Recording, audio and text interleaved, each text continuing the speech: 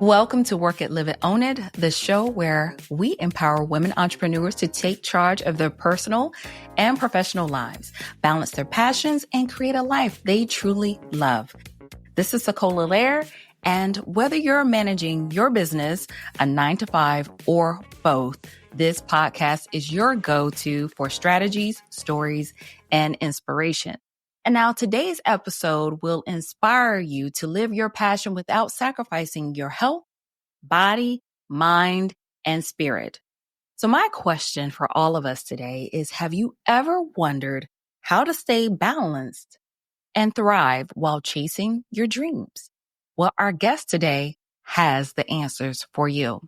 Joining us today is Pam Thompson, a transformational leader, speaker, award best-selling author who has lived and worked on 5 continents, supporting women leaders globally, and founded Female Wave of Change Canada. Pam is passionate about helping high-achieving women navigate change and uncertainty without burning out. And today, she'll share her journey and practical tips with us on how to thrive in every area and aspect of our lives. Thank you, Pam, for joining us on Work It, Live It, Own It today. How are you doing? I'm doing great, Sekola, and I'm excited to be here. Thank you for taking the time out of your schedule to talk with me. Now, Pam and I have known each other for a few years, Pam, your story is inspiring and it is really about change. So you have had such a rich and diverse career. You have lived in conflict zones, going to founding a global nonprofit. So can you share with us what sparked your passion for supporting women leaders and how those experiences actually shaped your focus on holistic health? Well, that's a great question. I knew, Sekola, from a very young age that I would travel the world and be of service. And when I was young, I didn't know exactly what that would look like or feel like, but I knew in my bones from about age 3 or 4. And then, as you say, my journey went on, and I started off actually as a nurse. Many, many years ago, trained in group and family therapy, always interested in the brain and neuroscience, and then became a health promotion consultant with regional and federal governments, and then ended up working for a management consulting group. And so my focus was big, and then it funneled down. But I always had an interest in people and different cultures, right? And so that led me to, when I taught university, I was an academic for a while, and I was really interested in understanding how people stay healthy and asking those kind of questions from an academic perspective. And also got federal funding for a project actually with immigrant women in Canada on women's and family health. So I was interested in diverse cultures and backgrounds, focused on women, went in Canada with immigrants, and then I started to work internationally. And what happened is, as I was doing this, I really started to focus on women. I ended up studying to be a life and business coach and launched a business that initially focused on men and women and supporting them through a variety of life transitions. And then what happened is I ended up, after doing that, helping them through a variety of life transitions, really focused on women. And what about women making a difference? And I guess one of the key things that had me focus on women and driven women. I call them mission driven right now. I used to call them high achieving, which is what my first book is called, Learning to Dance with Life, a guide for high achieving women, because I realized that women in particular often give more than they receive and do more than they be. And I started to realize a lot of my coaching clients were getting younger and younger and burning out at younger and younger ages. And I felt really called to do something about that. And so then I launched Staying Healthy in Body, Mind, and Spirit While Living Your Passion, which was a group coaching program. And I found it was very effective in helping women to feel that they weren't alone and also give them tips on how to be a high achieving woman without burning out, basically. So there was a long and winding, different journey and it's taking me to different parts of the world. At the end of the day, I really feel called to work with women because they are the glue that holds families together. And they're also the ones that teach children and other family members to stay healthy. They're the ones that teach a lot of positive health behaviors. And so that was another reason for me to focus on women. I love how you had this passion and purpose and you niched it down a little bit as you went along. And now you're focusing on helping women who are considered high achievers, right? Because we do tend to be the nurturers, the nucleus of the family. And we give and give and give so much. And before you know it, that cup is empty and we have nothing in reserve for ourselves. So Pam, what was a personal turning point for you and how were you able to redefine success for yourself when it came to burnout? It was December of 2012, Sekolah. I was just feeling so tired. I'd been working for this international nonprofit that promotes women's and children's rights around the world. And I started that position about 6 weeks after coming back from living and working in Afghanistan for 13 months. I thought it would take time off. And then the vice president of this organization approached me and said, Pam, we have this position for a senior health advisor in Asia and Africa to reduce infant and maternal mortality. Anyway, and I said, I won't do it. And she told me about it. And I thought, I feel so aligned with their mission, vision, and values. This is something that I feel I want to do at this point in my life. So I negotiated a contract rather than doing a position, and I signed it for a year, and the scope started to creep.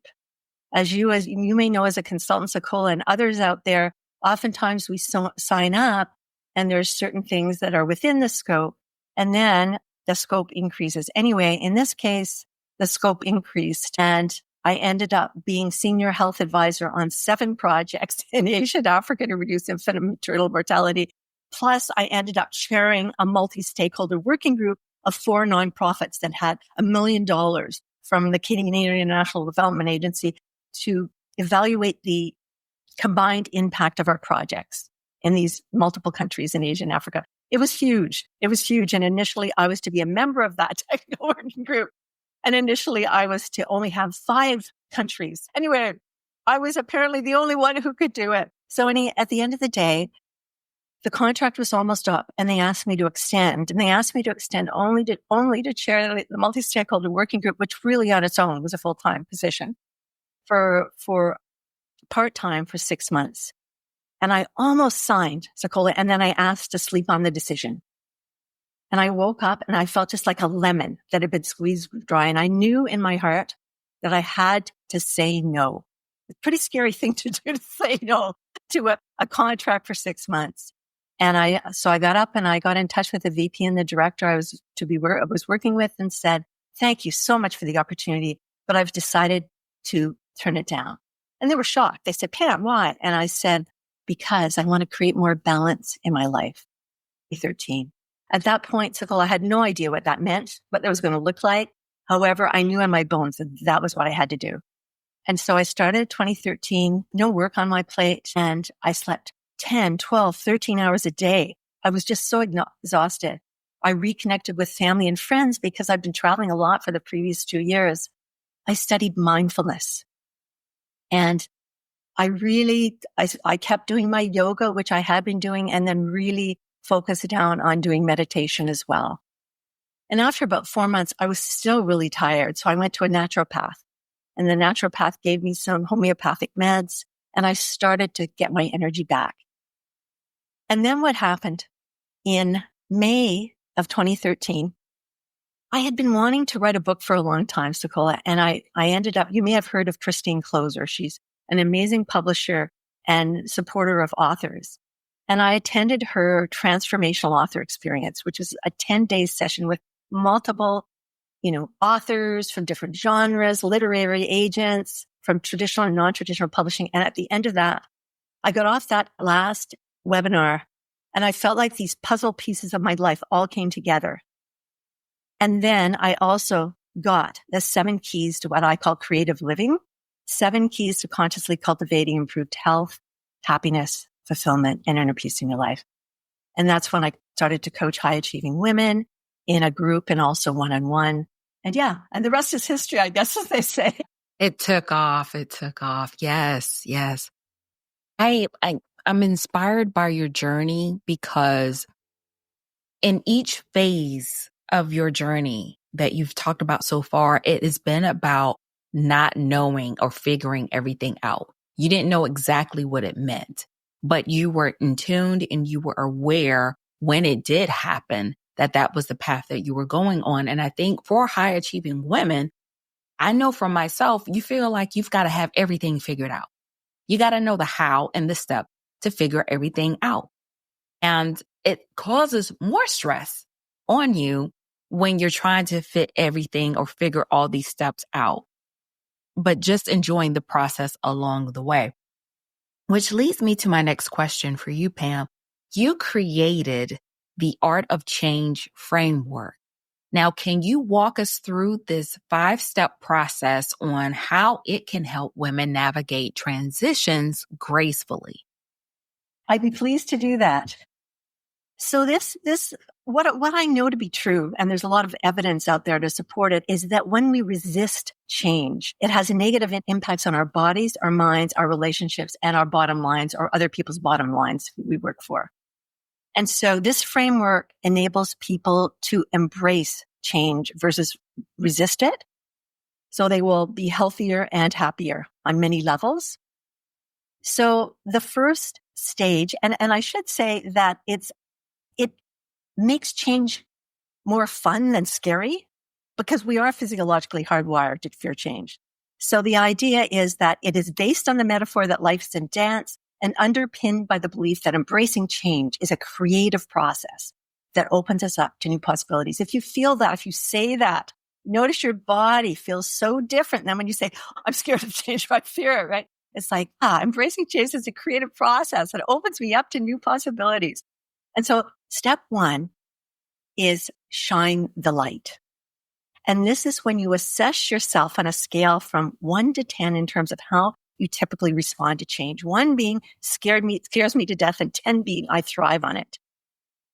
And what I found is a lot of women in particular, it's also used for men, just so you know, rate themselves, if they're leaders, quite highly, like 9 and 10, when I ask that first question.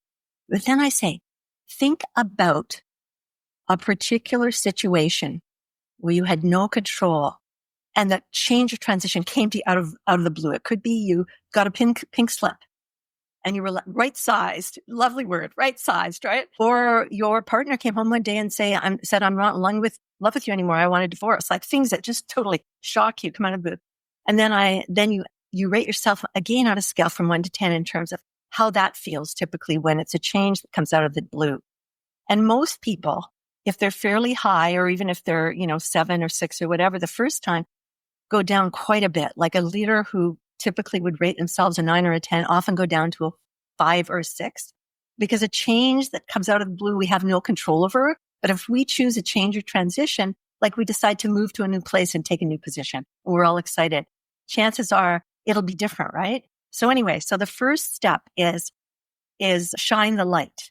And this is also really helpful in groups and organizations, because if you're a team lead or a senior manager and you have a team and you're starting a change, it's really helpful to have people do this and have them share openly and then ask, how can we support you through this change? Because if you're lower on the scale, it's not about making you feel bad. It's just, it is how you typically respond based on a lot of stuff and experiences in your past, right? And so how can we support you? So you have that opportunity to share and discuss before you enter into that change process. Okay, so shine the light. Choose your transition. In this model, as with many models, it's really important to focus on just one transition. So you might be moving and you might be starting a new job, but it's really important to just focus on one at a time and parse them off. So you choose your transition. You will also choose where you are on what I call it the transition journey. And based on research from a man called William Bridges, sadly he's passed, an organizational theorist who, based on over 30 years of working in in organizations with people and individuals identified that regardless of the transition, we go through three distinct phases: an ending, a neutral zone, and a new beginning. And each phase has particular work associated with it. And if we do not do the work, Sokola, we end up repeating the same patterns in our lives and often feeling unhappy and unfulfilled. Hence, someone who has been in a relationship, they might have been married 3, 4, or 5 times. And what often happens is they reach a stage where they're not happy, so they move on. And what happens is, because they haven't taken the time between relationships to focus on who they are and what they truly want, they keep choosing partners and replaying the same issues in their lives over and over again. So this model really helps us to go inside ourselves.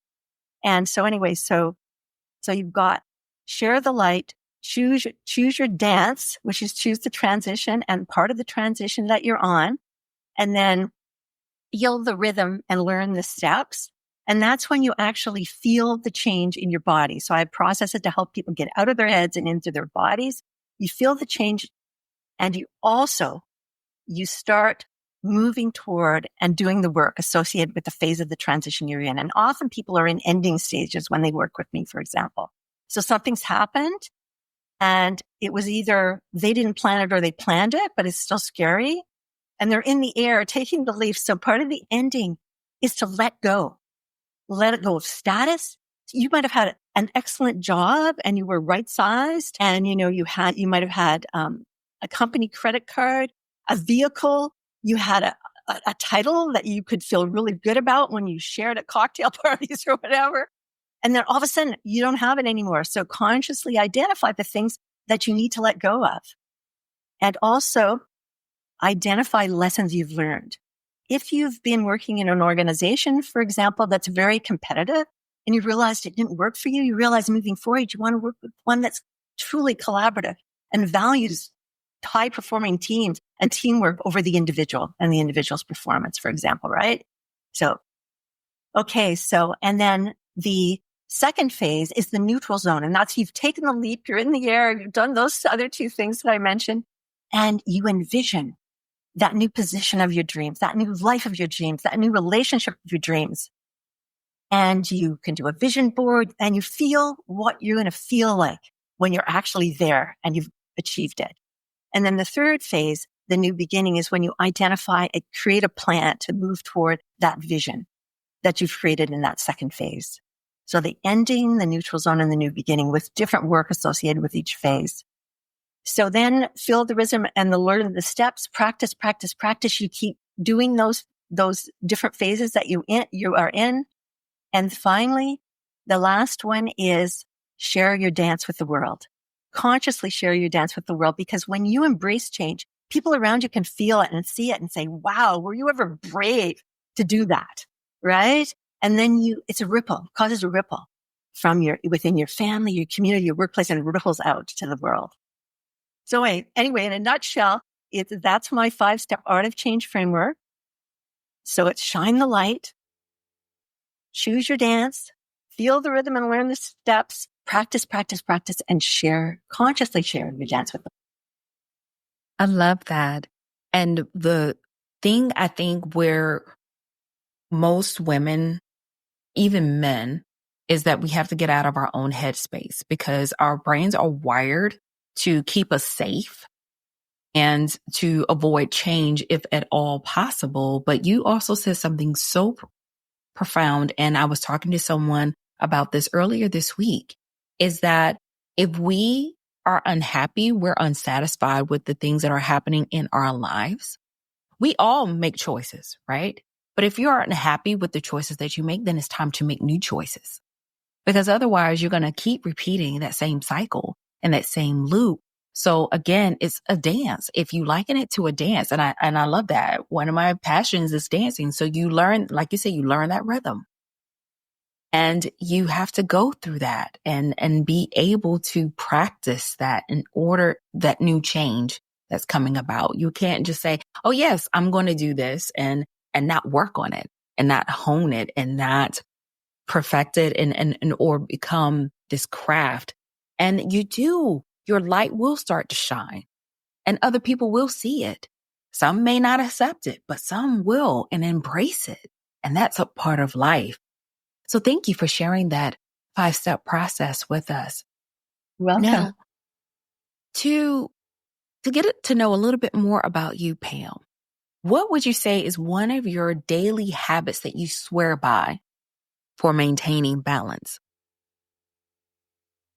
Before I have a regular morning practice, and the first thing I do that's part of that, Sekolah, is I meditate. And I have a number of meditations on my phone. So I end up plugging in to one of those meditations. And I find the ones from Deepak Chopra and Oprah, they did a number of 21-day meditations. And I have a lot of those on my phone. So I plug in and I meditate for 18 to 20 minutes. And I like those because there's a theme for each session and each 21-day session as well that is broken down. And there's beautiful nature sounds, water bubbling, birds singing. I love nature. So that's the first thing that I do. And I used to get out of bed and hit the ground running. I used to be really driven. And when I had kids that were younger, you got everybody, get everybody ready for school and whatever. But now, for many years now, I can't remember exactly when I started meditating. I do that before I get out of bed. And it is so powerful. It's really helped me get into my body and ground myself and start my day on a very positive note. And I like the fact that even if you are a mom, for our listeners out there, sometimes it may take us waking up a little bit earlier before the kids get up to do that mindfulness practice, to pour into ourselves. Because as women, we tend to think about, okay, what does my family need? What do I need to do for work today? But we also need to think about what we need to fill our cup. And so if that means we got to wake up a little bit earlier, 10 to 15 minutes earlier to do that, it's well worth it to start your day off right. Not on the phone, not checking emails, investing and pouring into yourself. Pam, another question I wanted to ask you is if you could give yourself, your younger self, one piece of advice about navigating life and career, what would it be? That's a great question, Sekolah. I would say always listen to and trust in your body's wisdom, because your body always knows the truth. And other people in your head often does not. I love that. Listen to our bodies and trust what it's telling us. And you are a best-selling author, Pam. Is there a book or resource that every woman leader should read or explore? Well, I'd recommend my book, Learning to Dance with Life, a guide for high-achieving women, Sekolah, because it actually made number one when I launched it in 2015. And the 7 keys to creative living and the actual strategies within it, I think are very helpful to high-achieving women. And I also, as part of that process, interviewed high-achieving women from 3 continents to identify key attributes. And a lot of people don't think they're high-achieving, but when they read my book, they realize, yes, I do give more than receive. I do more than be.